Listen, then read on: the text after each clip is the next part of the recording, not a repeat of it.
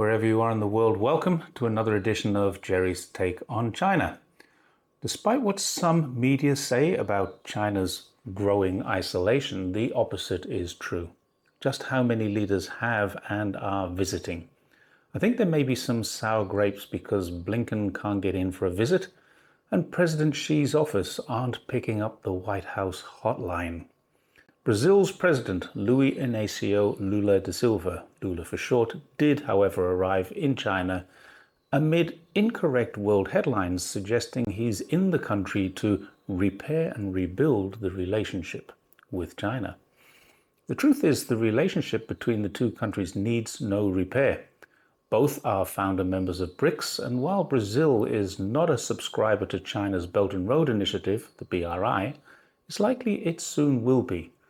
Brazil are also currently holding the position of the largest recipient of Chinese investment in Latin America.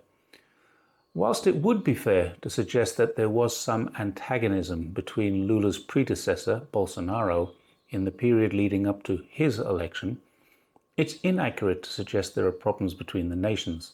Bolsonaro's electioneering was widely reported in 2019 to have shifted to cooperation with China once he got into power.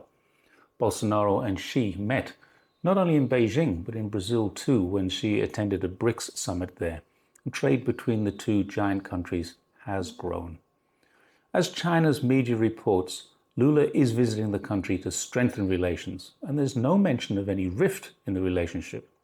Not because of any form of censorship, but because there really isn't a rift to report. There never was.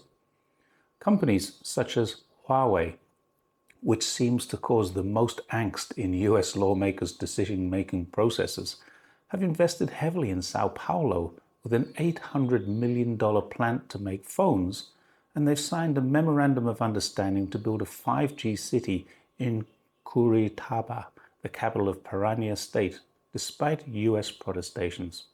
China is Brazil's largest export destination, and this situation hasn't changed. It's grown progressively, even through the COVID pandemic. And despite the usual anti-China rhetoric, it continued to go through this supposed period of antagonism, but with just one exception. One of Brazil's most important exports is soybeans. In 2018, there was a glitch and sales reduced. This wasn't caused by any disagreement between Brazil and China. It was caused by the cessation of a disagreement between the US and China during Trump's era. One of the requirements under the normalizing of relations between China and the USA at that time was for China to purchase US soybeans. From that date until today, record amounts of soybeans are being shipped from the USA and less from Brazil. But China honoring agreements is not something the US media outlets want to talk about. That's what China does. Nor will US media outlets talk about the USA stepping between trading partners, such as they did when record amounts of coal were shipped from Virginia to China, just as Australia entered a dispute over their dirty coal. It's also hard to find reports of the record amount of US lobsters which were shipped to China, as a different dispute prevented those crustaceans being sent from Australia to China. If we're starting to see a pattern here, it's not a surprise. The USA has either stepped in to fill the gap or has, in some cases, such as gas supplies to Europe, orchestrated the issue, usually through sanctions, price slashing, or taking advantage of some global event in order to benefit their own trade at the cost of their allies. Think Nord Stream. In 2021, the USA also inked a massive gas deal with China to the detriment of Australia, their closest ally in the Pacific region. While making these inroads into their allies' trading base, the US produces dozens, if not hundreds, of media reports to demonstrate that a problem exists between these countries and China, enriching themselves at the same time as benefiting themselves by creating a poor public perception of China. No exception with Brazil. Emerging economies such as Brazil have a huge foundation of agricultural products, minerals, resources, but they lack the infrastructure to capitalize on them. and it's become apparent they can't turn to the G7's Build Back a Better World for help. That initiative, which was launched in 2021, has yet to announce any real progress. When Biden did announce progress last year, all he announced was a list of projects that had already been started and no indication of anything resembling new infrastructure for much needed development, either at home or abroad.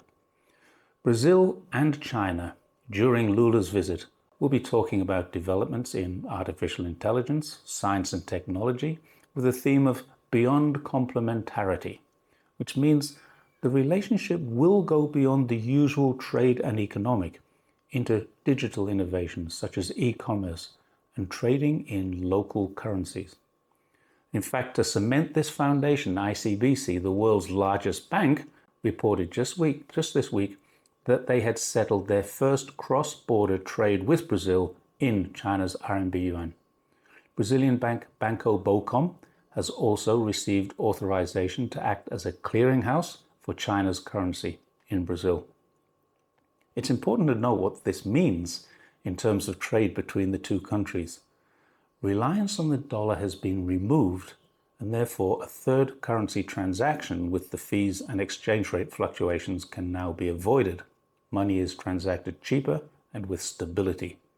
It's also a step towards one very important yet inevitable future global event: de-dollarization. There's one other aspect of trade which goes remarkably unreported even in China's media, and that is the Portuguese language connection to the special administrative region of Macau. Macau and the mainland cooperation zone of Hengqin have several special foci. One is the traditional Chinese medicine. Another is biomedical. And these industries, through the economic strength of the Greater Bay Area, are being internationalized to the Portuguese-speaking world. And these fields are complementary to the fact that Brazil is home to one of the world's most biodiverse regions, the Amazon. Between the largest Asian and the largest South American countries, there are far more areas of agreement than there have ever been areas of disagreement. And this visit is likely to build on the already solid foundation that BRICS and China's infrastructural support have provided. And we can expect a lot more cooperation in economic, digital, financial, technical, and biomedical fields.